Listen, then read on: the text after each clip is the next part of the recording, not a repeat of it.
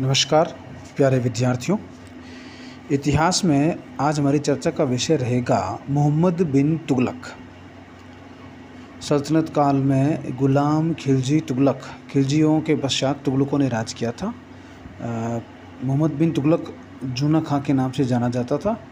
मध्यकालीन इतिहासकारों के अनुसार 1325 से लेकर के 1351 तक उसने जो सल्तनत का सुल्तान रहा, सल्तनत काल का, उसने कुछ योजनाएं चलाई, रूपरेखा बनाई, आगे की भी सोचा था, लेकिन ये जो योजनाएं थी वो असफल हो गई, फेल हो गई। इस कारण कुछ इतिहासकार मोहम्मद बिन तुगलक को प्रतिभावान पागल कहते थे, क्योंकि उसकी कोई भी योजना थी वो सफल नहीं हो पाई। जैसे मोहम्मद बिन तुगलक ने जो है अपने राजस्व में वृद्धि करने के लिए कृषि विभाग की स्थापना की थी, और कृषि विभाग की स्थापना के साथ साथ जो है सुल्तान ने जो है 70 वर्ग मील की बंजर भूमि को चुना और इस भूमि में परिवर्तन करने के लिए 5 वर्ष की अवधि का समय भी दिया और 65 लाख रुपए की जो राशि है वो भी स्वीकृत की थी। इस पर इतिहासकार बर्नी कहता है कि इस योजना से जो है उसको कुछ लाभ नहीं हो पाया, अंततः जो है उसे नुकसान ही हुआ। A.L. श्रीवास्तव भी कहते हैं कि सुल्तान द्वारा जो निर्धारित 5 वर्ष की अवधि जो थी वो कम थी। दूसरा, सुल्तान को कम से कम 5 वर्ष का इंतजार तो करना चाहिए था, और इसके अतिरिक्त सुल्तान ने अपने कर्मचारियों में व्याप्त भ्रष्टाचार को भलीभांति नहीं समझ पाया। उसने राशि एक साथ दे दी थी, उसे 2 चरणों में देनी चाहिए थी। सुल्तान के अधिकारी इस राशि को हजम कर गए, परिणाम स्वरूप सुल्तान की योजना असफल हुई। मोहम्मद बिन तुगलक ने की एक नीति और थी, दोआब पर कर वृद्धि।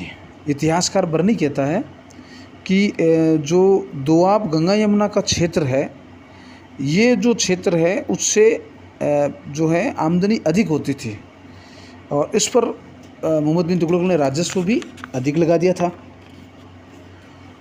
जब वसूली के लिए अधिकारियों को भेजा गया था तो वहाँ के किसानों ने, जो जनता ने उन्हें भगा दिया था, लेकिन सेना को भी भेजा गया था। सेना को भी जो है वो वहाँ के किसानों ने, जनता ने भेज दिया। जब सुल्तान को ये पता लगा कि जो दोआब के क्षेत्र में पिछले 5 वर्षों से वर्षा नहीं हुई है, भयंकर अकाल हुआ है, सूखा हुआ है, तो पुनः राहत भेजी गई थी, लेकिन तब तक देर हो चुकी थी। तो इतिहासकार A.L. श्रीवास्तव कहता है कि इस समय अब जो सुल्तान के द्वारा बाद में भेजी गई जो मदद थी उसका कोई मतलब नहीं रहा। वहाँ की जनता ने इस जो उनके जो ऋण थे किसानों के माफ़ करने पर जो विचार किया था, अब उसमें जो है बहुत देरी हो चुकी थी। जो आरंभ में वसूली की गई थी उससे सुल्तान जो है किसानों का बहुत क्षति हुई थी। इस कारण सुल्तान की योजना असफल हुई। मोहम्मद बिन तुगलक की एक योजना थी राजधानी परिवर्तन। दिल्ली से दौलताबाद जो किया गया था, देवगिरी दौलताबाद। इसके पीछे इतिहासकारों का ये मानना है कि सुल्तान जो था वो दिल्ली की जनता को जो है कष्ट देना चाहता था। कुछ इतिहासकार ये भी कहते हैं कि भाई बाहरी जो मंगोलों के आक्रमण होते थे उससे बचने के लिए ये योजना चलाई थी।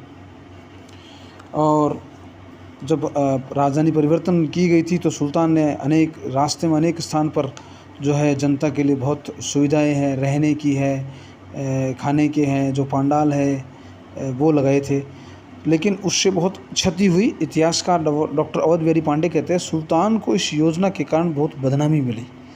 कुछ लोगों ने केवल उसे क्रूर, अदूरदर्शी तथा प्रजा को पीड़ा कहकर के संतोष नहीं किया, उसे पागल कहने भी कहा गया था। सुल्तान की इस योजना में काफ़ी धन भी व्यर्थ हुआ, प्रजा में असंतोष फैल गया था, दिल्ली की भव्यता पर भी आघात लगा। इस कारण सुल्तान की यह योजना असफल हो गई। मोहम्मद बिन तुगलक की एक योजना थी सांकेतिक मुद्रा का प्रचलन। मोहम्मद बिन तुगलक ने जो है चांदी के सिक्के के मूल्य के बराबर तांबे और पीतल के सिक्के का प्रचलन किया, लेकिन इसके परिणाम स्वरूप ये हुआ कि व्यापारियों ने जो है लेन देन में जो है उसको तांबे के, पीतल के सिक्कों को लिया नहीं, व्यापार को क्षति पहुंची। दूसरा, जो इसकी सांकेतिक मुद्रा का असफलता का कारण ये भी था कि जो टकसाल थी वो सुल्तान के नियंत्रण में नहीं थी। अनेक लोगों ने जो है वो इसके जो सिक्के हैं अपने कई जगह जाली सिक्के जो है बनाने लग गए, प्रचलन में आ गए, जिससे जो है ये योजना सुल्तान की ये भी असफल हो गई। खुरासान अभियान मोहम्मद बिन तुगलक का, अपनी साम्राज्यवादी नीति के तहत मोहम्मद बिन तुगलक ने जो है 3,70,000 सैनिकों की एक सेना का गठन किया था और उस सैनिकों को भी जो है 1 वर्ष का अग्रिम वेतन भी दे दिया था। लेकिन जब सुल्तान को ये पता लगा कि जो वो क्षेत्र है वो बर्फीले पर्वतों से श्रेणियों का है और अपनी सेना को बाहर भेजना दुर्गम स्थान है, इस कारण जो है इस सेना का जो है विघटन कर दिया था और अपने खुरासान जीतने की जो इच्छा थी उसका त्याग करना पड़ गया। उस वजह से जो है ये योजना भी सुल्तान की असफल हुई। कराजल अभियान में मोहम्मद बिन तुगलक ने जो है 1 लाख की सेना का निर्माण किया था और पर्वतीय क्षेत्र में अपने विश्वास पात्र सेना नायक खुसरो मलिक को भी भेजा था, जिसने जिद्दा स्थान पर अपनी विजय भी प्राप्त की थी।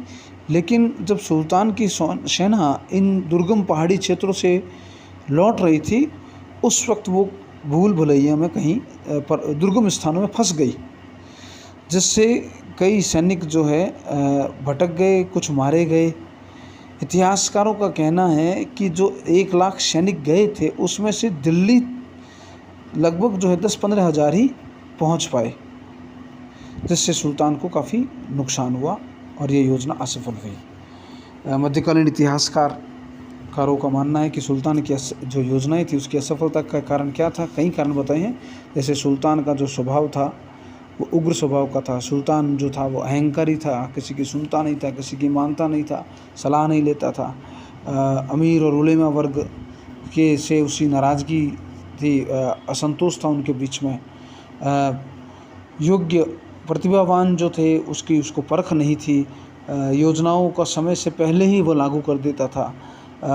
सुल्तान को जो है प्रजा का सहयोग प्राप्त नहीं हुआ और उसके अलावा जो समय था सुल्तान का, वो परिस्थितियां भी जो पक्ष में नहीं थी, इस कारण सुल्तान की सभी योजनाएं असफल हुई।